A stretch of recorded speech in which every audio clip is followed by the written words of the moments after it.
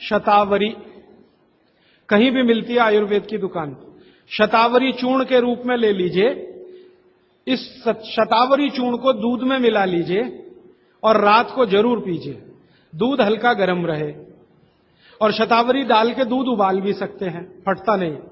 शतावरी, जिनको भी white discharge की समस्या है, शतावरी।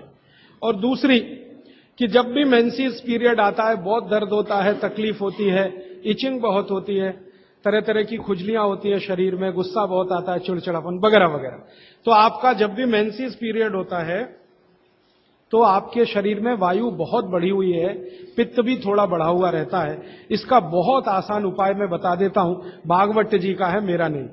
वो ये कहते हैं कि मेंसेस पीरियड में सब कुछ ठीक रहे। आप सभी का स्वागत है आपके अपनी YouTube channel Ayurvedic secrets of health में। समय से आए, समय से जाए, ज्यादा रक्त ना निकले और कम भी ना हो, इस सब चीज ठीक रखे के लिए गरम गरम पानी में, जो इतना गरम हो जैसे चाय होती है, घी मिला के पिए। गरम गरम पानी में, खूब गरम पानी में, गाय का घी आपके घर है तो बहुत अच्छा, नहीं तो कोई भी घी, भैंस का भी चलेगा, 1 चम्मच मिलाएं, आधा गिलास खूब गर्म पानी खौलता हुआ घी मिला दें, थोड़ा पीने लायक हो जाए उतनी देर रखें, फिर उसको चुस्कियां ले लेकर पिएं। अगर आपका मासिक 5 दिन चलता है, 4 दिन चलता है, 3 दिन, दिन से मतलब नहीं, जितने दिन चलता उतने दिन। कितनी बार पी सकते हैं? दिन में 2 या 3 बार पी सकते हैं। तो अगर आपने ये शुरू किया तो सब कुछ आपका नॉर्मल हो जाएगा, सब कुछ। मेनोरेजिया है तो ठीक होगा, मेट्रोरेजिया तो ठीक होगा, सब ठीक हो जाएगा। मैं ज्यादा नहीं कहना चाहता, आप सब समझदार हैं। हर चीज आपकी दुरुस्त और तंदुरुस्त रहेगी। डिस्चार्ज वाइट है तो शतावरी लेना है, और पानी में घी मिला के, किसी भी दूसरी प्रॉब्लम के लिए, मेंसेस पीरियड, ये घी पानी मेंसेस पीरियड में ही पिए। इसको ध्यान से सुने। मेवा से वेट बढ़ता है, काजू को छोड़कर किसी भी मेवा से वेट नहीं बढ़ता। काजू ही है जो वजन बढ़ाता है, बाकी कोई भी सूखा मेवा वजन नहीं बढ़ाता। मुंह से बदबू आती है तो समझ लो पेट साफ नहीं है, तो रात को त्रिफला खा के सो, नहीं तो दूध और घी मिला के पियो, सुबह उठते ही पानी पी लो, मुंह की बदबू बंद। हाथ पैर सुन्न हो जाते, मतलब चूना खाते रहिए। हाँ, अब ये एक सवाल ऐसा है कि चूने से जीभ फट जाती है, तो आप चूना अगर सीधे जीभ पे खाएंगे तो फटेगी, पानी में डालकर खाएंगे कभी जीभ नहीं फटेगी, दही में डालकर खाएंगे नहीं फटेगी, मट्ठे में पिएंगे तो नहीं फटेगी, जीभ पर चाटेंगे चूना तो जरूर जीभ फटेगी। अब किसी ने एक सवाल पूछा, हनी के केमिकल कंपोनेंट्स बताइए। वो किताब में पूरा है, आप पढ़ लीजिए।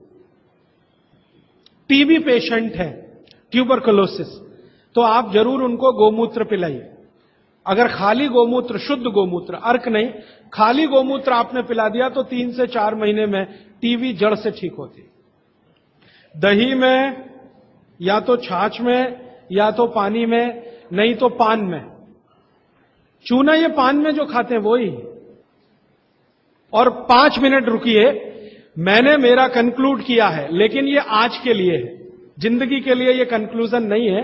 ये तो रास्ता अभी खुला है जिंदगी के लिए। जो आज के हिसाब से पिछले 7 दिन का चला, उसका कंक्लूजन शोभाकांत जी थोड़ी देर करेंगे, प्रदीप भाई भी चाहे तो करें। बहनों और भाइयों, सबसे पहली बात है कि ये 7 दिन में, ये 8वां दिन है इनका समापन का, इन्होंने सबों का प्यास इतना बढ़ा दिया है कि ये प्यास अभी जल्दी बुझने वाली नहीं है। इस प्यास को बुझाने के लिए राजीव भाई को हम जब बुलाएंगे तो भी यहां आना पड़ेगा, क्योंकि आपने सूत्र अभी बहुत थोड़ा बताया है और किसी का विश्लेषण आप ठीक से नहीं कर सके हैं। एक एक विषय पर अगर आप केवल एक ही विषय पर एक ही सूत्र में एक दिन बोलें तो आप इनको अमृत घोल करके पिला देंगे।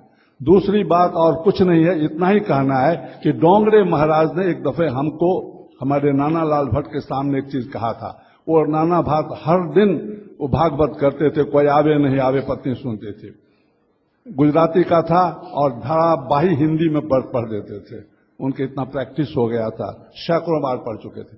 तो उन्होंने कहा था डोंगरे महाराज कि कोई आया और वो भागवत सुनता था और उसके बच्चे को लेके आता था। एक दिन बोला कि मैं छुट्टी पर जा रहा हूं, बाहर जा रहा हूं, 2 दिन के लिए नहीं आऊंगा। बोला आप नहीं आएंगे, अपने पुत्र को भेज दीजिए। नहीं नहीं, मैं उनको नहीं भेजूंगा। क्यों भाई?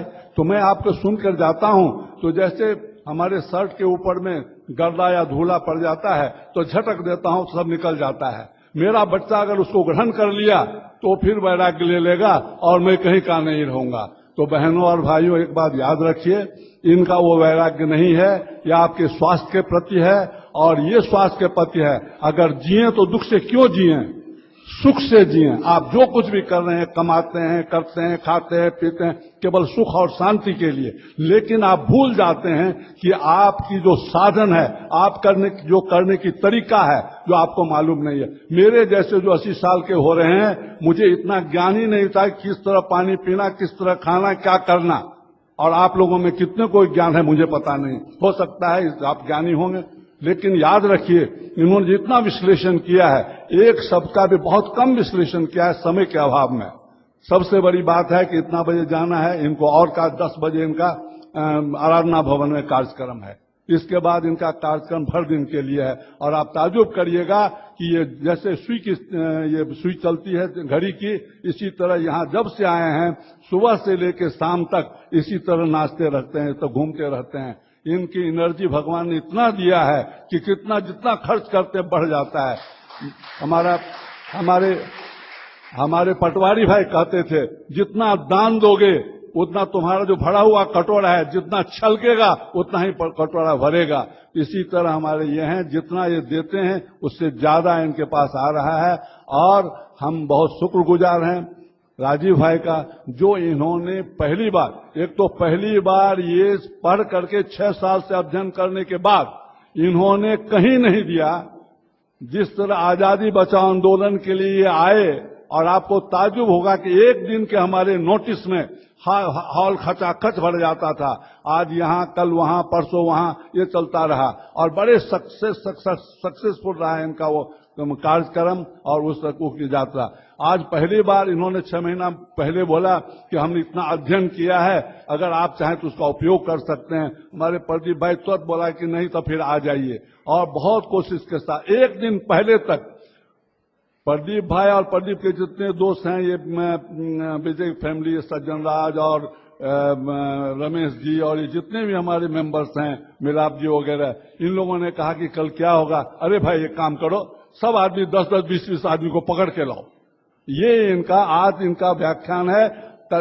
माने एक दिन रात के पहले इन्होंने व्याख्या किया, सब आदमी 20-20 को पकड़ लेगा, 70 आदमी 100 आदमी हो जाएंगे।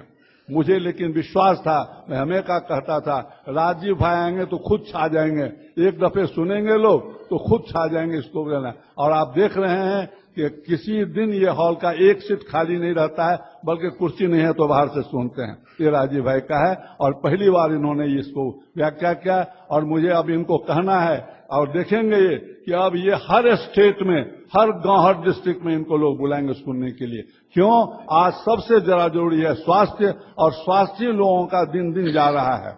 दूसरी बात एक और है कि ये एक बात हमेशा रखिए, आना जाना सब इनके अपने तल्ले हैं, किसी से कोई डिमांड कहीं नहीं करते हैं। आज 7 दिन से मेरे साथ हैं, कभी अहमदाबाद से, कभी राजकोट से, कभी मध्य प्रदेश से, कभी दिल्ली से, कभी यहाँ से, कभी वहाँ से, कि हमको इतना। तो ये कहते हैं हम 15 दिन यहाँ हैं, 15 दिन वहाँ हैं, 2 महीना का कोई गुजर नहीं है। फिर हमारे एक विजय भाई हैं, उन्होंने पद्म सागर जी महाराज हैं, तो उन्होंने कहा कि हमको 23 तारीख को आपको आना है, वहां पर इस पर भाषण देना है।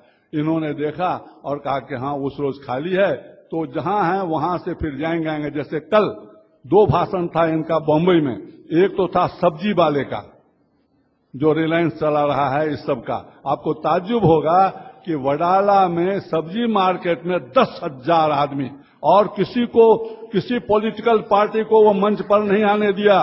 कहा कोई पॉलिटिकल पार्टी, आप हमारे नेता बन जाएंगे आज बोल के, और कल किसी पार्टी में आप घुस जाएंगे, इसीलिए मैं किसी को नहीं आने नहीं दूंगा। और वो कहता है राजीव भाई को कि राजीव भाई आप नहीं बदलेंगे, आप हमारा प्रेसिडेंट बन जाइए, चेयरमैन बन जाइए। बड़ी इन्होंने कहा भाई मैं तो सब्जी वाला नहीं हूं, ये नहीं होने नहीं, तो किसी और को अपने में से बना लो। बोला बन तो जाएंगे, लेकिन कब उनकी जब ख्याति हो जाएगी, कल किसी पार्टी में घुस जाएंगे। इसके बाद इसी तरह राजीव भाई को हम फिर बुलाएंगे और हम कोशिश करेंगे कि 1-7 दिन रहें, 1 महीना ये रहें तो हमको बहुत कुछ दे सकते हैं, हमारे शरीर को स्वस्थ बना सकते हैं। और इनके चिरायु हम सतयुग नहीं करेंगे, क्योंकि शतायु नहीं कहेंगे, क्योंकि गांधी जी को विनोबा जी ने पत्र लिखा उनके जन्मदिन पर कि आप शतायु हो। उन्होंने तुरंत रिपीट टेलीग्राम दिया, how you have cut my 25 years, हम तो 1.25 साल जिएंगे, 125 साल जिएंगे, तो उन्हें 25 कैसे कटा लिया? उन्होंने माफी मांगा। इसीलिए मैं ऐसा कहता हूं, लेकिन जब तक ये स्वस्थ से जिएंगे, क्योंकि इनमें सब कुछ है। और कभी ना तो सिर में दर्द देखा मैंने, जब कभी देखा इतना हेक्टिक होते हुए भी इतना प्रसन्नचित्त, कभी उद्वेलित नहीं हुए देखा, कभी गुस्सा नहीं देखा, कभी कुछ भी नहीं। मैं बैठा हूं, क्वेश्चन के आंसर वो कर रहे हैं और हम कह रहे हैं आपको 10 बजे जाना है, आप जरा शॉर्ट कीजिए, और ये शॉर्ट नहीं कर सके। क्यों? ईमानदारी के साथ आपके क्वेश्चन का इन्होंने जवाब दिया है। इसीलिए आप लोग दुआ मनाइए राजीव भाई के लिए, हमेशा स्वस्थ रहें, और इसी तरह अपने अमृत को घोल घोल के केवल चेन्नई वासी नहीं, हमारे भारतवासी और देश सबको पिलाते रहें और सबको सुखी रखें। इसके साथ मेरी हार्दिक, मेरे बेटे के जैसे हैं, मैं इनको हमेशा आशीर्वाद दिया हूं, हमेशा देता रहूंगा, और ये वही काम करें, क्योंकि लोग अपने लिए जीता है। एक दफे जयप्रकाश जी ने हम कहा हमको ये सब काम नहीं होगा, उन्होंने कहा तब कुत्ते बनोगे? क्यों? तो कुत्ता अपने लिए जीता है, मनुष्य दूसरे के लिए जीता है। तो ये हमारे राजीव भाई हैं जो दूसरे के लिए ही जीते हैं, अपने लिए नहीं जीते हैं। दूसरी बात, अगर आपकी साधन अच्छी नहीं होगी तो आपका साध्य वो भी खराब हो जाएगा। इसलिए साधन के लिए इन्होंने कितना बार कह चुका है, और मैं तो इसका प्रत्यक्ष प्रमाण मानता हूं, मैं इनका गवाह हूं। इन्होंने कभी 1 पैसा कहा नहीं शोभाकांत जी हमको दीजिए, करा दीजिए, कभी नहीं। और ये जो खादी उदी जितना आता है, ये यही इसी से जो आता है। जैसे जयप्रकाश को किसी ने 1.25 लाख रुपया दिया बॉम्बे में, 1.25 लाख रुपया हर महीना देंगे। कहा क्यों? तो आपको वहां पर खाने पीने का नहीं, मेरा ऑफिस तो कोई और चला रहा है, इसलिए खाने पीने का मैं पैसा जब आपके घर आऊंगा खाऊंगा, लेकिन मैं अगर अपने घर में रहूंगा, अपना पैसा तो कहां से आते जानते हैं? हम जो किताब लिखते हैं उससे जो रॉयल्टी आता है उसी के बीच में हम खाते ही रहते हैं, दूसरे पैसा नहीं खाएंगे। ये है हमारे राजीव भाई आदर्श। अगर जितना कूट कूट के इनमें भरा हुआ है, देशभक्ति, लोगों के लिए उनके एक में कष्ट, इतना कूट कूट के भराया है कि किस तरह मनुष्य सुखी रहें, किस तरह देश स्वस्थ हो, किस तरह देश की राजनीति बदले। उसमें एक बात याद रखिएगा, अभी ये बॉम्बे अमेरिका जाने वाले हैं, उक्रेन हैं, वो एक डॉक्यूमेंट मिल गया, तो मद्रास में ही इसका योग हम लोगों को कहेंगे, और यहीं से ये बम फोड़ेंगे। बम, ये कौन बम है? ऐसा बम है जो कि शांति लाएगा, लोगों को सिखाएगा कि हम कहां थे, हमारे ये पॉलिटिशियनों ने हमको कहां रख दिया है। अगर चुप हो गए, अगर इनको अच्छा डॉक्यूमेंट नहीं मिला, तो कुछ वर्षों के बाद देखिएगा कि हिंदुस्तान जाता है। प्रफुल्ल भाई जरा आपसे एक है, अच्छा आइए, आपसे जरा निकल, ये लोग चले जाएंगे, आप इनके साथ में थोड़ा 5 मिनट के लिए आप रुकिएगा। क्योंकि प्रफुल्ल भाई जितना हमको मदद दिया है, दूसरे कहने पर कि आप जैसे 1 बजे से 5 बजे तक इनको देखने का समय है, और 5 बजे के बदले में 5:30 बज जाता है, कभी 100, कभी 125, कभी 60, कभी 70, तो ये तो देखते हैं तो बहुत अच्छी तरह देखते हैं।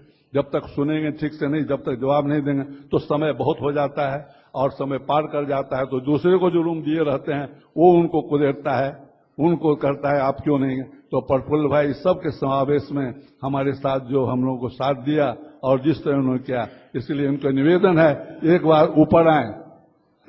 प्रफुल्ल भाई 1-2 मिनट के लिए आप इनको आशीर्वाद देने के लिए ऊपर आए, और कुछ नहीं, आशीर्वाद देने के लिए ऊपर आए।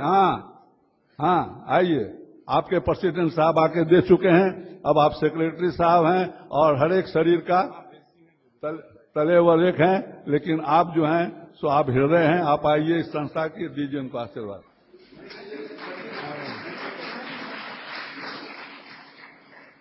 अब ये सभा समापन की ओर जा रही है।